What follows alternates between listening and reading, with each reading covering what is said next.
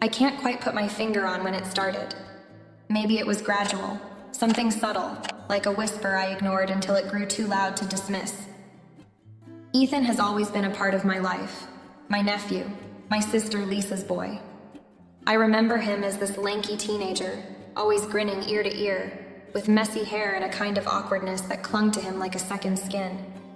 But now, he's someone entirely different.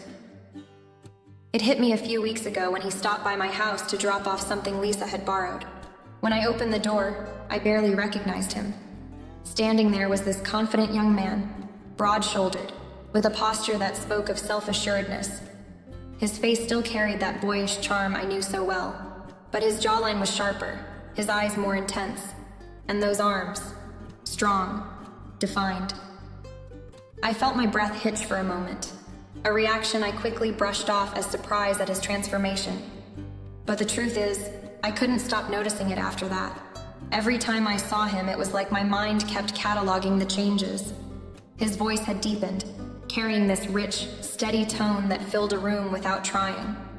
The way he moved, there was a grace to it now, a control that wasn't there before. Even the way he carried himself around others felt different, like he knew his presence had weight. It wasn't just his appearance, though. It was the way he looked at me. There's this confidence in his gaze now, a kind of quiet intensity that feels deliberate. I caught him watching me at Lisa's last dinner party, his eyes lingering just a little too long. It unsettled me, but not in the way it should have. It made me feel noticed, seen. And I can't lie, I liked it. I keep telling myself it's nothing. He's family, he's Ethan.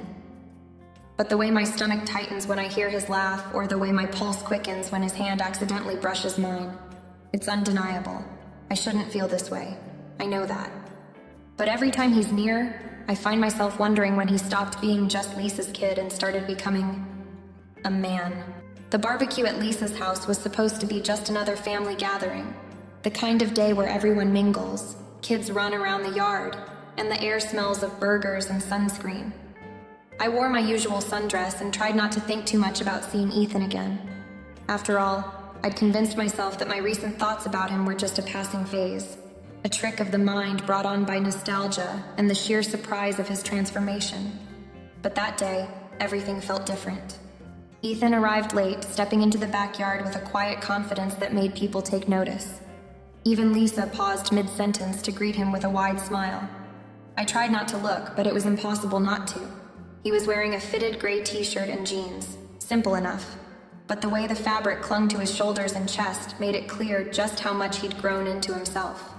His hair was a little messy, his jaw darkened with the faintest hint of stubble, and when he grinned at Lisa's teasing comment, that same warmth and charm I remembered from his boyhood radiated from him, but amplified.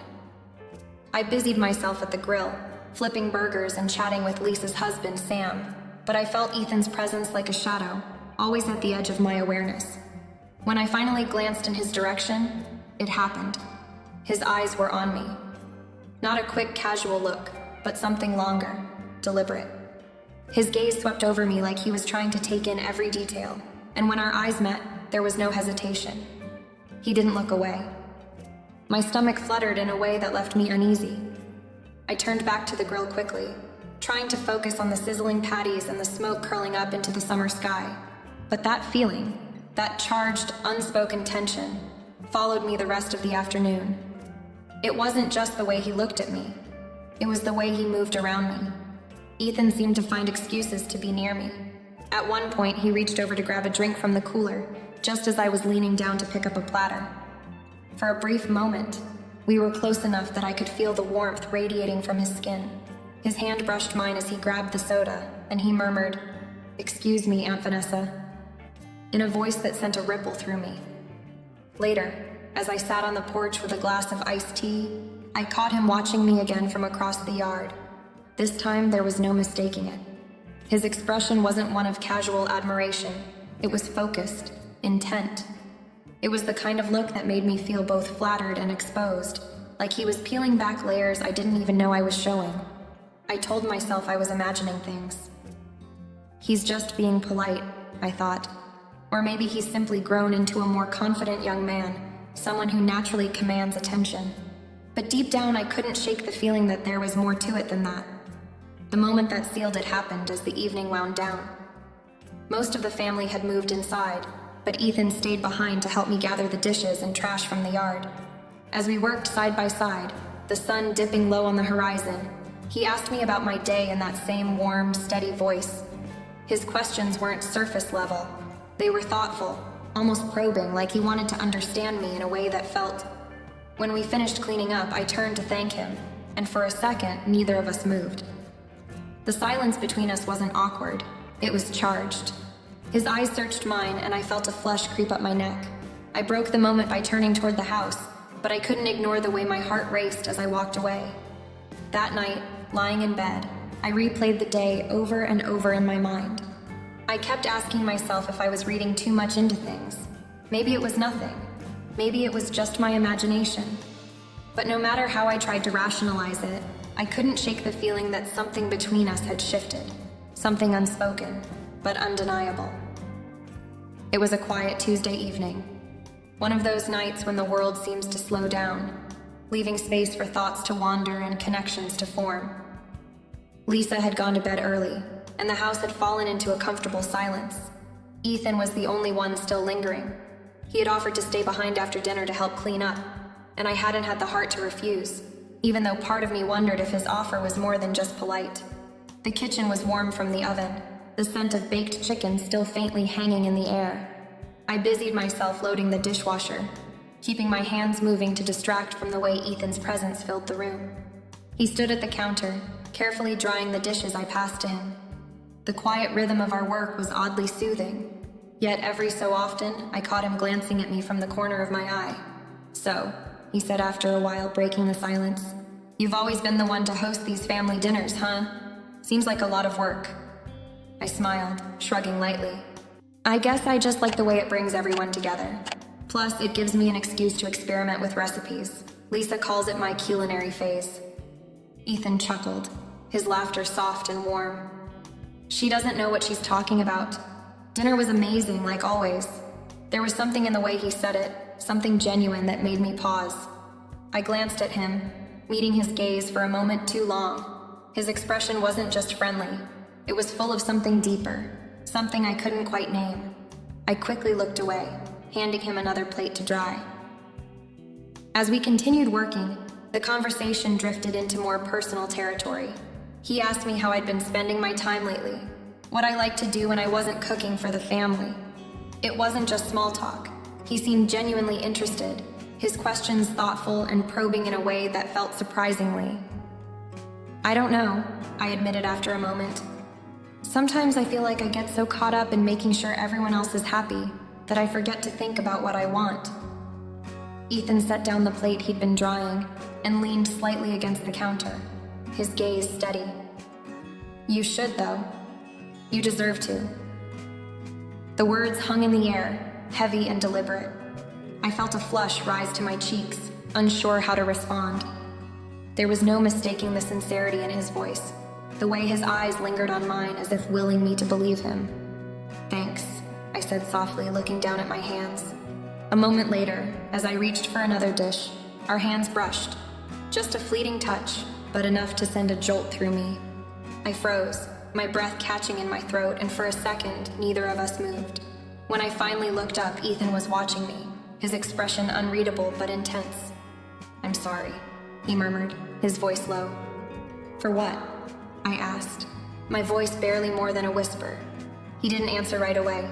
Instead, he set down the towel in his hands and stepped closer, his presence suddenly overwhelming in the small kitchen. "For making you uncomfortable," he said at last, though his tone suggested he wasn't entirely apologetic. "You're not," I said quickly, too quickly. The words escaped before I had the chance to think them through, and the second they were out, I wished I could take them back. His eyes searched mine, and for a heartbeat, the space between us seemed to vanish. The air felt thick, charged with something unspoken but undeniable. I knew I should step back, create some distance, but I couldn't bring myself to move. "Vanessa," he said softly, my name on his lips sounding different somehow, closer. I didn't know what to say, didn't trust myself to speak. Instead, I turned back to the sink, fumbling for something to do, anything to break the tension. But as I reached for the faucet, Ethan's hand gently touched my arm, stopping me. "Hey," he said, his voice steady but quiet. "I didn't mean to make things weird, I feel like we never really talk, you know? Just the two of us." I swallowed hard, forcing myself to meet his gaze again. "It's fine," I said, though my voice was shakier than I intended. "We're just family, right?" For a moment, he looked like he might say something more, but then he stepped back, giving me space. "Yeah," he said with a faint smile. "Just family." But the way he said it, the way he looked at me, it didn't feel like just family. It felt like the start of something neither of us knew how to name. It was one of those late summer afternoons when the heat hung in the air, making everything feel heavy and slow. Ethan had texted me that morning, suggesting we take a walk in the park near my house. It wasn't unusual for us to spend time together.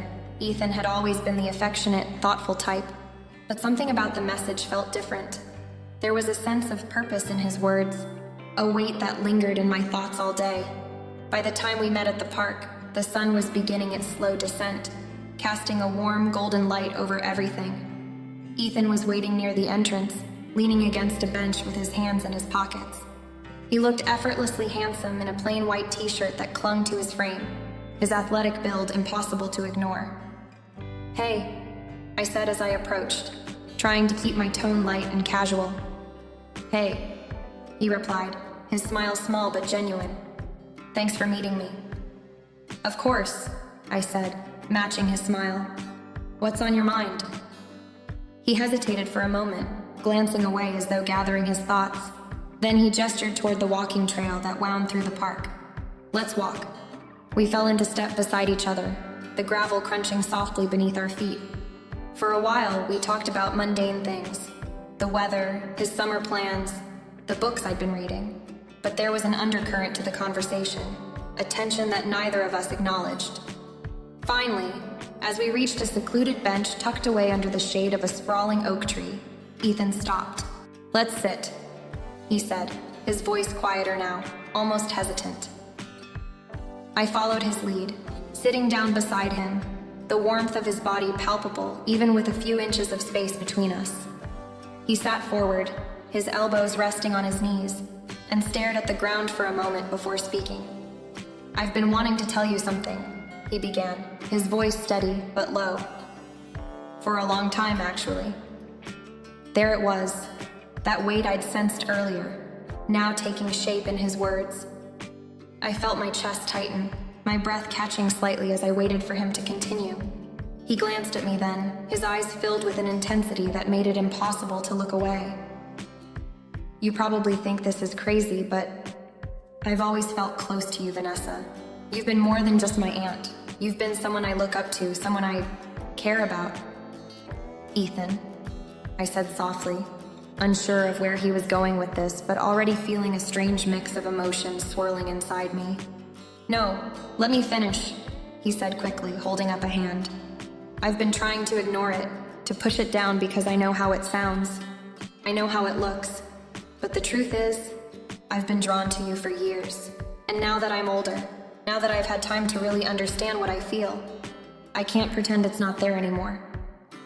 The air seemed to thicken around us, his words hanging between us like something tangible. I couldn't speak, couldn't even think clearly. All I could do was sit there, my heart pounding in my chest as his confession sank in. "I don't expect you to feel the same," he continued, his voice softer now, almost vulnerable. "But I needed to tell you, I needed you to know." I opened my mouth to respond, but the words wouldn't come. How could they when I wasn't even sure what I wanted to say?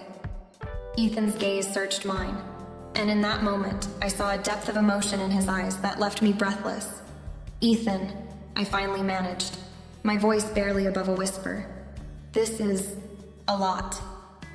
"I know," he said quickly, his expression earnest. "And I don't want to make things hard for you, but I couldn't keep this to myself anymore." Before I could respond, he reached out, his hand lightly brushing mine. The touch was hesitant, almost cautious, but it sent a jolt through me all the same. "I just needed you to know," he said again, his voice breaking slightly. I stared at our hands, his larger, stronger hand resting so close to mine, and for a moment, I couldn't breathe. There was something undeniably real in his touch, something that scared me as much as it intrigued me. I didn't pull away. Instead, I let his hand linger, let myself feel the warmth of his skin against mine. It wasn't an answer, not yet, but it was something. A silent acknowledgement of the connection that had been growing between us, no matter how much I tried to ignore it. We sat like that for what felt like an eternity, the world around us fading into the background. And in that quiet, charged moment, I realized that whatever came next, nothing between us would ever be the same. It started subtly, a shift in the atmosphere that only someone as perceptive as Lisa could catch. She had always been sharp, attuned to the nuances of people around her, and especially to Ethan, her only child. At first, her observations seemed innocent. He lingered a little longer in conversations with me, his tone softer and more attentive when he spoke. But over time, Lisa's curiosity turned into something more, a gnawing unease she couldn't quite place. The first real clue came one evening at dinner. We were all gathered around the table, laughing over some story Ethan was telling about his college roommates. I glanced at him, just a quick unconscious look, but Lisa caught it. Her gaze flicked between the two of us, her brow furrowing slightly. It was a moment so brief I barely noticed, but later, I felt the weight of her scrutiny. Days passed and Lisa's comments began to surface, veiled in casual conversation, but loaded with meaning. "Ethan seems to be spending a lot of time with you lately," she said one afternoon, as we folded laundry together. Her voice was light, but her eyes were searching, probing for something beneath the surface. I forced a laugh, keeping my expression neutral. "He's just being sweet," I replied. "You know how he is, always looking out for everyone." She didn't respond right away, just nodded thoughtfully. "He does look up to you," she said finally. "Always has." Her words lingered long after the conversation ended, replaying in my mind like a warning. Was I imagining things, or had she really noticed something? It wasn't just Lisa, though. Ethan's behavior had become bolder, his lingering glances and small touches harder to dismiss. Once, while we were in the kitchen cleaning up after dinner, he placed a hand on my back as he reached for a plate, the touch casual, but enough to send a shiver down my spine. I glanced toward the living room, half expecting Lisa to appear in the doorway, her sharp eyes catching everything. The tension came to a head one afternoon when Lisa and I were sitting on the back porch, sipping iced tea as the late summer sun filtered through the trees. Ethan was out running errands, and the house felt unusually quiet. Lisa leaned back in her chair, her gaze fixed on the yard, but her mind clearly elsewhere. "You know," she began, her tone measured, "Ethan's been different lately." "Oh?" I said, keeping my tone light. She nodded, swirling her glass absent-mindedly. "More confident, more grown up. I see the way he carries himself now, the way he interacts with people. It's like he's finally coming into his own." "That's a good thing, isn't it?" I replied, hoping to steer the conversation towards safer ground. "Of course," she said, but there was an edge to her voice now, a note of something I couldn't quite place. "It's just, I've noticed he's been particularly drawn to you. I mean, I get it. You're easy to talk to, and you've always been close. But sometimes, I wonder." The words hung in the air, heavy and unspoken. I froze, my mind racing as I tried to formulate a response. Did she know? Or was she just fishing, testing the waters to see if I'd slip? "He's my nephew," I said finally, keeping my voice steady. "Of course we're close. He's like a son to me." Lisa didn't say anything for a moment, just studied me with those sharp, calculating eyes. Then she smiled, but it didn't quite reach her eyes. "I'm sure you're right," she said, her tone casual again. "I guess I'm just being overprotective. He's still my little boy, you know, even if he's not so little anymore." Her words sent a chill through me, even as I nodded and forced a laugh. The rest of the afternoon passed in a blur, but I couldn't shake the feeling that Lisa was watching me, her suspicions growing with every passing day. And then there was the matter of Lisa herself. As much as I tried to ignore it, I couldn't help but notice the way her demeanor softened around Ethan, the way her hand lingered on his arm when she laughed, or how her eyes lit up when he walked into the room. It was subtle, but it was there. A hint of something she probably hadn't even admitted to herself yet. It was a strange, tangled web we found ourselves in, each of us trying to navigate the shifting dynamics without tipping over the edge. Ethan's growing maturity, Lisa's quiet observations, my own conflicted feelings. It all felt like a storm brewing just below the surface, waiting for the moment to break. And deep down, I knew it was only a matter of time before it did. The night had settled in with a deep, comforting quiet that seemed to pull the world into its embrace. The garden was bathed in moonlight, the kind that made everything look like a dream, soft and ethereal. The air was cool, but not cold, just enough to make the evening feel like it belonged to us, like it was ours alone. I couldn't help but inhale deeply, the sweet scent of lavender filling my lungs, grounding me. But my mind, it was elsewhere. It always seemed to be these days, wandering to places I shouldn't let it go. I looked at Ethan as he stood a few paces away, hands shoved into the pockets of his jeans. There was something about him now, something that pulled at me, something that made my pulse race just by being near him. The boy I used to know had vanished, and in his place stood a man, strong, confident, and utterly captivating. His shoulders were broad, his muscles defined, and the way he carried himself had me rethinking everything I thought I knew about him. And God help me. I knew how wrong it was to feel the way I did, but I couldn't help it. "Vanessa," he said softly, his voice breaking through the quiet like a cool breeze, stirring something in me that I was too afraid to name. "I needed to see you. I've been thinking about everything and I couldn't stay away anymore." I swallowed hard, my throat suddenly dry. "Ethan," I began, my voice trembling despite my best efforts. "You shouldn't be here." I saw the hurt flicker across his face before he masked it, but it was enough. I felt it, deep in my chest. It wasn't just his presence that was pulling me in. It was his words. The way he looked at me like he needed me as much as I needed him. "I know, Vanessa. I know it's complicated, and I know what people would think if they knew, but..." His voice faltered for a second. "But I can't ignore how I feel. Not anymore. Not when every day it gets harder to pretend it's not there. What we have, it's not just some phase. It's real." My heart thudded in my chest as he took a step closer. "Ethan, please, stop," I whispered, but it was too late. The words felt empty in my mouth. He was right in front of me now, close enough that I could feel the heat radiating off his body, close enough to count the breaths between us. "I have thought about you, about us, every single day since I can remember, but now I'm not a kid anymore. I know what I want, and what I want is you, Vanessa." His voice was low, filled with a quiet, desperate intensity. I felt my knees go weak. His words, his gaze, it was too much. And yet I couldn't pull away. How could I? How could I push him away when every part of me was screaming to give in to the pull? "I can't." My voice cracked, and I hated how weak I sounded. "We can't do this, Ethan. It's wrong." "Is it?" he asked softly, his thumb brushing the back of my hand. The touch was light, but it ignited something deep inside me. Or is it just that we've never allowed ourselves to see it for what it is? I wanted to tell him no, to tell him that this was madness, that I had to walk away, that we shouldn't do this. But with him standing so close, looking at me with those eyes that knew me better than anyone else ever could, the words didn't come.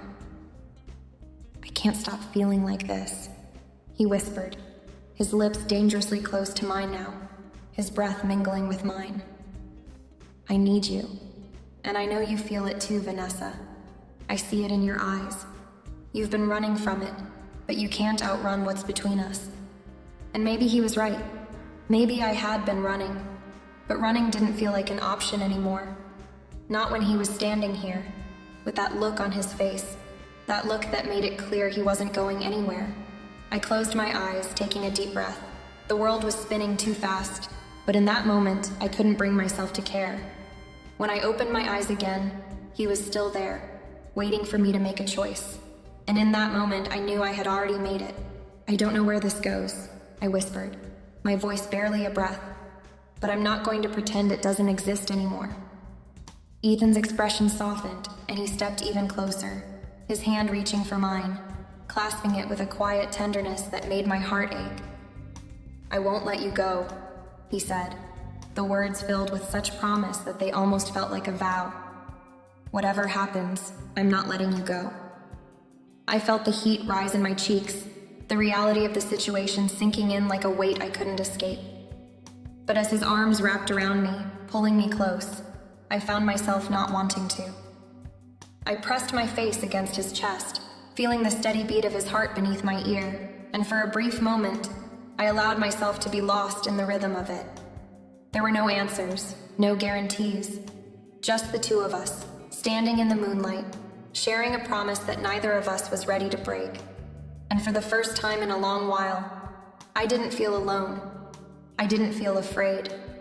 We would face whatever came next, together. And that thought, that quiet certainty was enough to keep me standing there in his arms, with my heart beating in time with his.